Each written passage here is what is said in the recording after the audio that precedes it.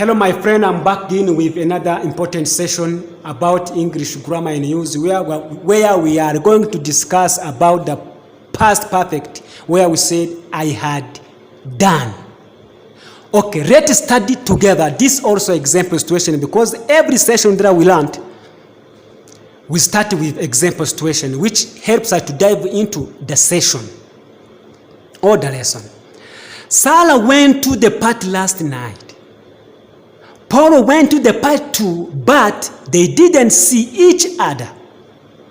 Paul went home at 10:30 and Sarah arrived at 11 o'clock. So Sarah arrived at the party. Paul wasn't there. He had gone home.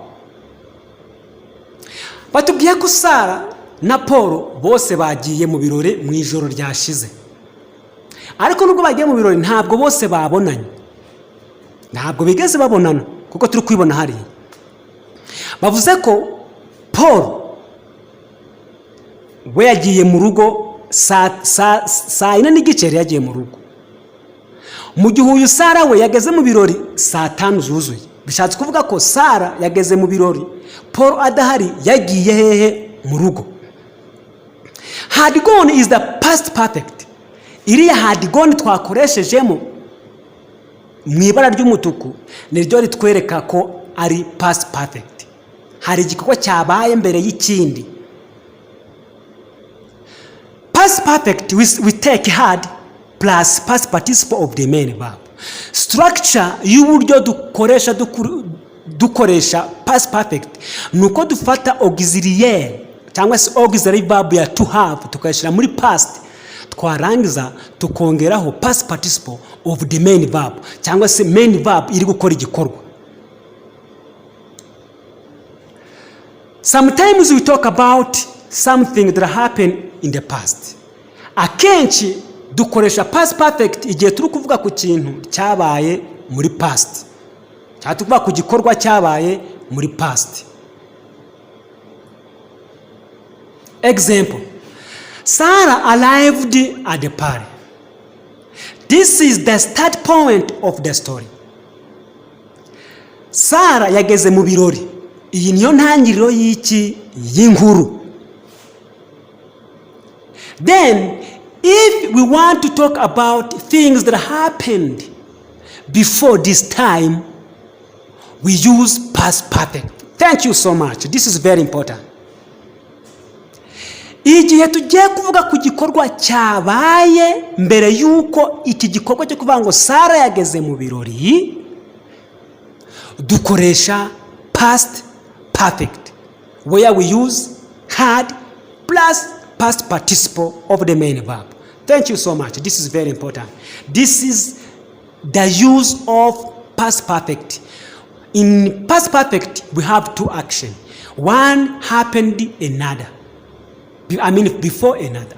Igihe tugiye kumenya nukuvuga ngo bavuze ko Sarah ageze mu birori hariya muko kugera mu birori niyo ntangiriro ya story yacu. Igihe tugiye kuva ku gikorwa cyabaye mbere y'iki ngiki no dukoresha past perfect. Mbere yuko Sarah agera mu birori habaye iki? Sarah yageze mu birori mu gihe Paul yamaze kugira ute kugenda. Igikorwa cyabaye mbere nuko Paul yagiye. Igikorwa cyaje gikurikiraho ni Sarah wageze mu birori. I think that we are together my friend. Example, when Sarah arrived at the party, Paul had already gone home. Igihe Sarah yageraga mu birori Paul yari yamaze kuja mu rugo. Meaning that the use of past perfect, we have two actions. Action one happened in the past. Another action, in simple past. Another action happened in the past perfect. The first action is past perfect and the second action is simple past. Mu gukoresha past perfect dufite ibikorwa bibiri. igikorwa kimwe kiba cyarabaye muri past, ikindi gikorwa cyarabaye muri past perfect. Igikorwa kiza mbere y'ikindi ni igikorwa cyabaye muri past perfect, noneho hagakurikira igikorwa cyabaye muri simple past. Let's dive into these some examples which can also help us to understand clearly the use of past perfect. When we got home last night, we found that everybody has broken into a flat. Igihe twageraga mu rugo twasanze buri muntu wese has broken into a flat. Karen didn't want to come to the cinema with us because she had already seen the film. Karen ntabwo yifuje kuzana natwe kureba filime kubera ko iriya filime yari yayirebye. Igikorwa cyabanje nuko yarebye iriya filime, twe tukaba tugiye kuyireba, yaramaze kugira ute kuyireba. At first I thought I had done something wrong, but soon I realized that I had done a serious mistake.